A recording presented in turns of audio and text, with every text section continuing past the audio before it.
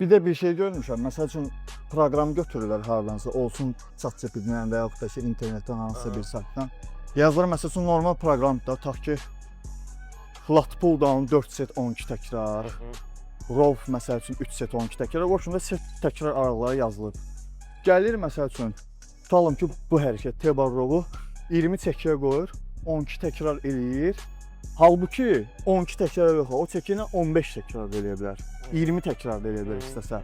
Ondan sonraki set yenə belində tutub ki, mən bunu 12 ilə eləməliyəm, gəlir təzədən təkrar eləyir. Nə deyirlər ona? Progressive overload.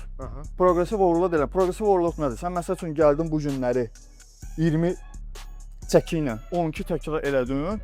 Ən azından həmən gün olmasa belə, ondan sonraki pull günündə, çəkiş günündə heç olmasa bir set 22 yarımla və yaxud 25 ilə yoxla. Bədəni çünki sən bədənə o stresi verməsən birdən-birə, o çəkinə qaldırmasan. Bədən onsuz da məsəl üçün bu günləri 20 ilə eləmisən, 20-yə öyrəşmisən, yenə də davam edəcək, inkişaf prosesi dayanacaq. Amma sən yavaş-yavaş çəkiləri artırdıqca, düzdür, məsəl üçün birdən-birə 30-a qaldırıb yenə 12 təkrar eləməyə məsləhət görmürəm. Texnika pozmamaq şərti ilə və progressive overload-u sadəcə 20 keçən məşğul edəm, 22-25 bu dəfə eləməyə məcbur deyilsən, 9 dəfə eləmişdən 10 dəfə elədin, bu da progressive overload-dur. Daha ki, eyni say eləyə bilərsən, texnika daha yaxşıdır, progressive overload-dur, daha az dincəlib elədin, daha yaxşı hissədin, bunlar hamısı progressive overload-dur. Zaten gücünüz artırsa, əzələ kütlənizə artır, bu düz mütənasibdir.